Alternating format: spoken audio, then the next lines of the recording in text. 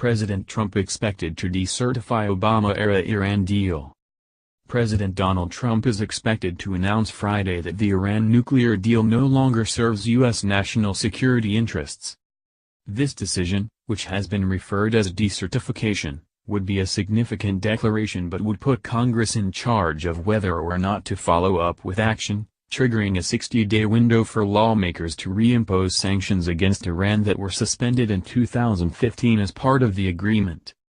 Trump could also ask Congress to impose additional non-nuclear sanctions, such as penalties against Iran's ballistic missile program, on Iran, which would not end U.S. participation in the nuclear agreement. He could also ask lawmakers to amend the existing law requiring he recertify Iran's compliance with the agreement every 90 days.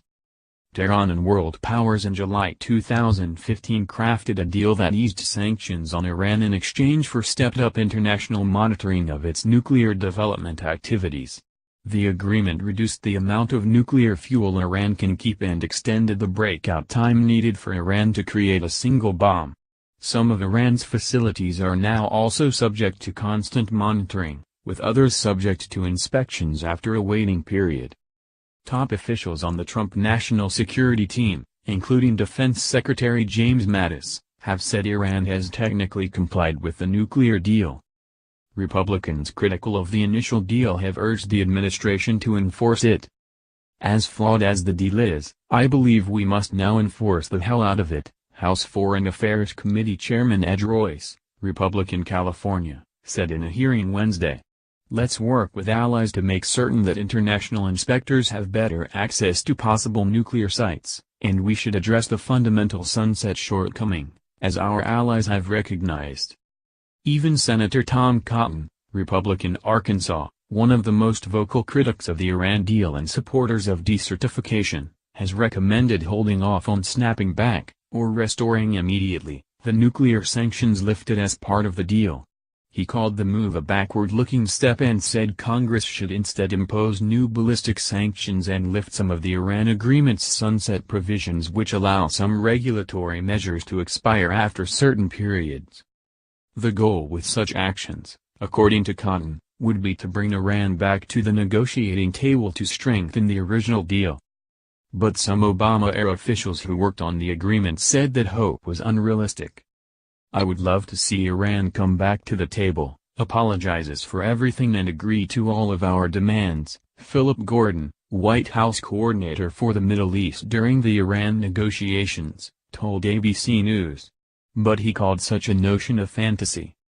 Senator Bob Corker, Republican Tennessee, the chairman of the Senate Foreign Relations Committee who led the charge against the bill and wrote a law forcing congressional oversight of the Iran agreement, has also expressed skepticism that decertifying the deal is the right decision. You can only tear these things up one time. It might feel good for a second, but one of the things that's important for us is to keep our allies with us, he said, referring to the other signatories of the Iran deal which include China and Russia as well as the European Union. The White House has been in touch with Capitol Hill for the past 2 weeks over its Iran decision. White House National Security Advisor H.R. McMaster was on Capitol Hill Wednesday evening briefing top Republican lawmakers on the administration's forthcoming announcement. Secretary of State Rex Tillerson has also been briefing key lawmakers on the administration's plans for the agreement, and met with Senator Ben Cardin, DMD, Wednesday at the State Department. Senator Chris Coons, D.Del, who was among a group of Senate Democrats who met with McMaster last week, said the White House was open to negotiating the Corker-authored bill that requires the president to certify the deal every 90 days in the first place. Coons told reporters in a conference call earlier this week that he believes Trump should just continue to affirm that Iran is complying with the deal but said he'd be open to amending the requirement if that's what's required to get the president to continue to embrace the Iran deal. ABC News' Benjamin Siegel contributed to this report.